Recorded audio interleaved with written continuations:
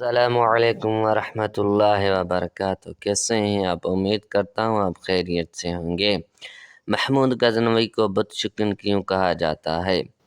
اگر آپ ہمارے چینل پر نئے ہیں تو ہمارے چینل کو سبسکرائب کیجیے اور بیل آئیکن کو دبا دیجیے تاکہ ہر آنے والی ویڈیو آپ تک پہنچ سکے۔ شکریہ۔ محمود غزنوی کو بت شکن کیوں کہا جاتا ہے؟ سومناتھ کا مندر اتنا بڑا تھا کہ ہندوستان کے سب راجے اس کے لیے جاگیریں وقف کرتے، اپنی بیٹیوں کو خدمت کے لیے وقف کرتے جو کہ ساری عمر کنواری رہتی، اور انہیں دیو داسیاں کہا جاتا۔ ہر وقت 200 برہمن پوجا پاٹ کرنے کے لیے حاضر ہوتے اور 500 گانے بجانے والی خوبصورت عورتیں اور 300 قوال ملازم تھے۔ سومناتھ کے بت کی چھت 56 ستونوں پر قائم تھی۔ وہاں مصنوعی یا سورج کی روشنی کا بندوبست بالکل بھی نہیں تھا، بلکہ حال کے قندیلوں میں جڑے اعلیٰ درجے کے جواہرات روشنی مہیا کرتے تھے۔ سومناتھ کے بت کی چھت 56 ستونوں پر قائم تھی۔ وہاں مصنوعی یا سورج کی روشنی کا بندوبست بالکل بھی نہیں تھا، بلکہ حال کے قندیلوں میں جڑے اعلیٰ درجے کے جواہرات روشنی مہیا کرتے تھے۔ اللہ کے دلاور سلطان محمود غزنوی بت شکن نے سونے اور چاندی کے چھوٹے چھوٹے بتوں کو رودنے کے بعد بادشاہ بت کے سامنے جا کھڑے ہوئے۔ یہ بت 6 فٹ زمین کے اندر اور 9 فٹ زمین سے بلند تھا۔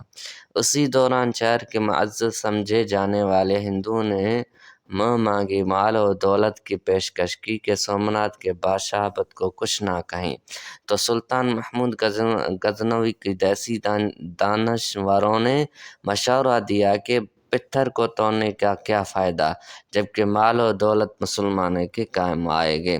سلطان محمود غزنوی نے دیسی دانشوروں کی بات سن کر کہا کہ اگر میں نے تمہاری بات مان لی تو دنیا اور تاریخ مجھے بت فروش کہے گی، جبکہ میری چاہت یہ ہے کہ دنیا آخرت میں مجھے محمود بت شکن کے نام سے پکارا جائے۔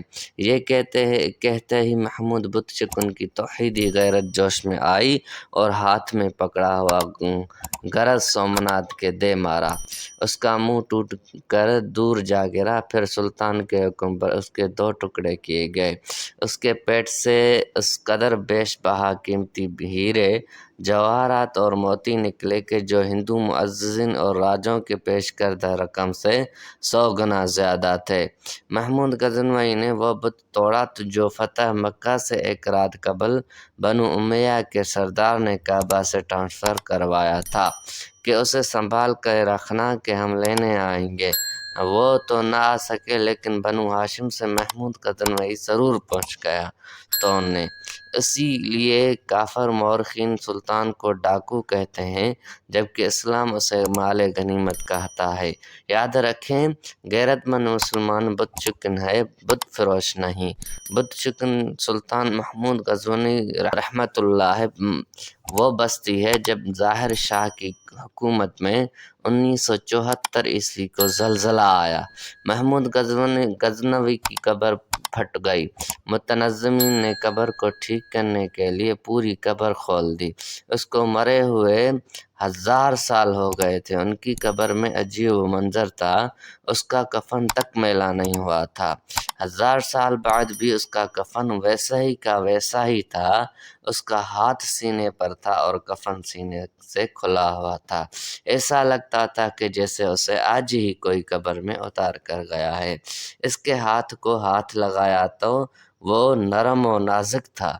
ساری دنیا میں اس بات کی خبر پھیل گئی، اللہ کس دین، ملک و ملت کی حفاظت کرنے والوں کو دنیا میں بھی اور آخرت میں بھی بلند مقام عطا فرمائے۔